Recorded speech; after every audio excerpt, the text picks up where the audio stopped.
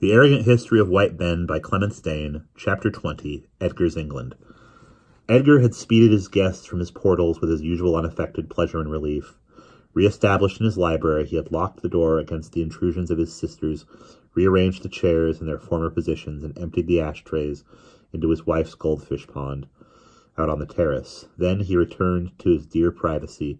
He lit the reading lamp which once belonged to Burke, snubbed down the hated electric switches, and unlocking his writing-table drawer, lifted out a leather-bound volume whose sheets were cross-lined like children's arithmetic books, and in a few moments was happily absorbed in his notes for A History of Our Unhappy Times. That night of July the 4th, the date of the cessation of war, had been selected by England's diplomats as a compliment to the least battered of the world powers. "Is the least peaceful night of a hot and restless summer," wrote Edgar slowly, with pauses to smoke and dream. "The air gasps, the earth aches, or so, at least it seems, to the wakeful English.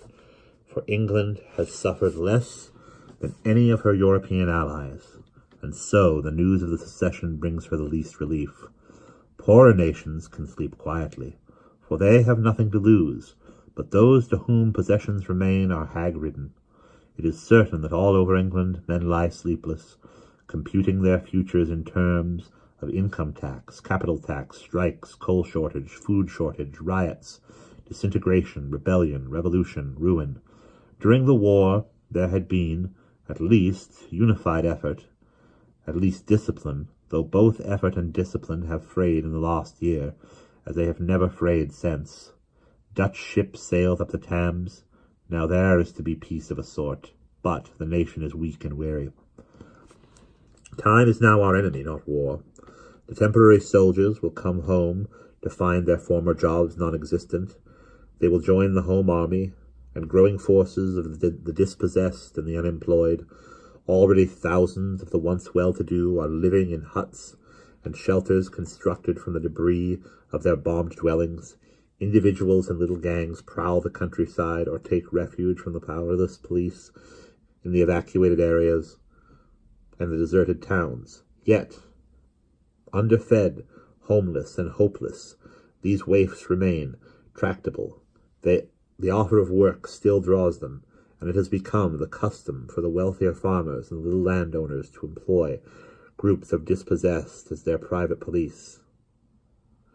These they feed and provide with shelter, and see in return their households reinforced and their goods defended. The government has winked at the system, for it has been in the position of a Netherlands farmer, stopping the hole in his dike against the tidal wave.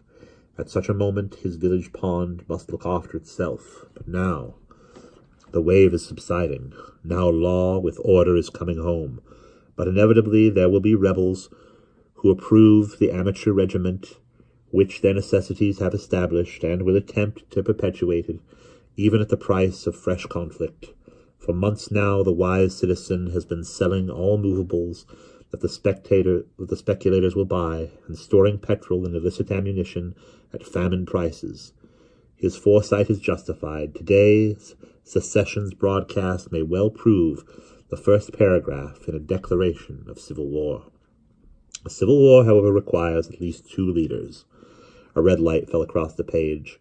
It was exactly as if a flame had leaped up from a dying hearth, but there was no fire in the grate on that hot night in July, and Edgar, wakened to reality, went hastily to the window which commanded the terrace, the garden and the fields and the woods beyond.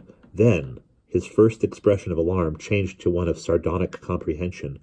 A bonfire was flaring down by the rookery, and the flames were strong enough to tinge the grey of night. He could even see that the field was dark with humanity, and that dim figures leaped about the flames. "Plus ca change," muttered Edgar, turning back into the room, now so rosily lit. He stooped to the long row of reference books, pulled out a volume, searched it for a particular page, read it, and grinned. Then, flattening it upon the copying desk at his elbow, sat down in his big chair and began to transcribe. Extracts from the Illustrated London News, for 26th May, 1900, it is safe to say that never before in the history of England did London witness such a joyous demonstration as greeted the news of Mafeking's relief. It was after 9 o'clock on Friday night when the telegram reached London, but before 10 o'clock it had been announced from the stage of every theatre, and already the suburbs were cheering themselves hoarse. On the following night the streets blazed with illuminations, and every man in the millions parading them carried a patriotic emblem, a flag, a rosette, a windmill in red, white, and blue, or, failing these, a tin trumpet wherewith he bid defiance to Britain's foes.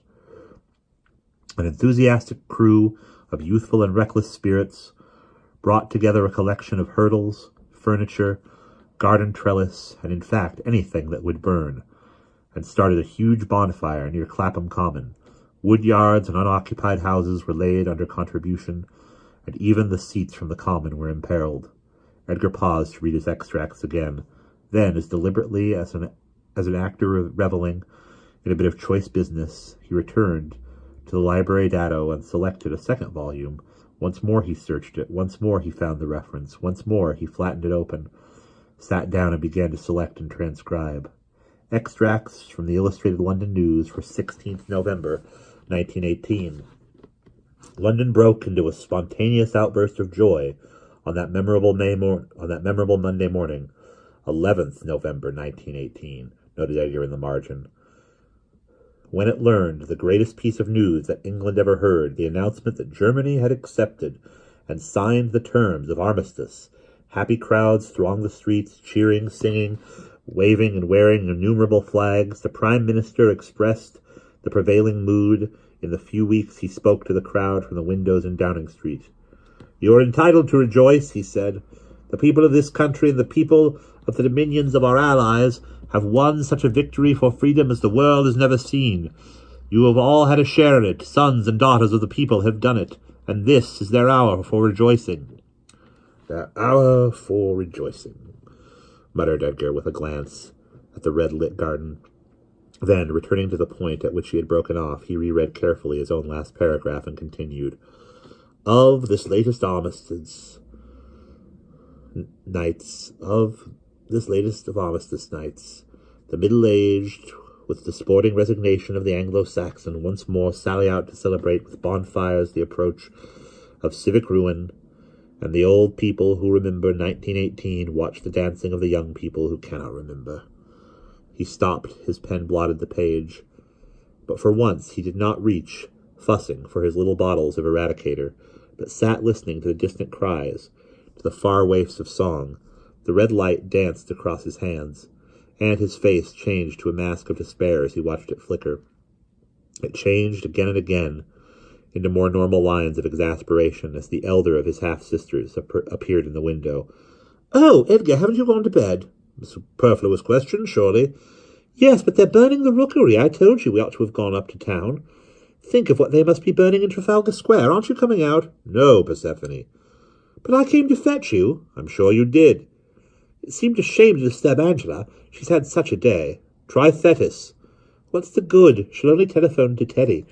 "You might come, Eggie." "I wonder if you would let me have the library to myself fairly soon." "Oh, all right. But I do think you're an ass to miss all the fun." And off she went.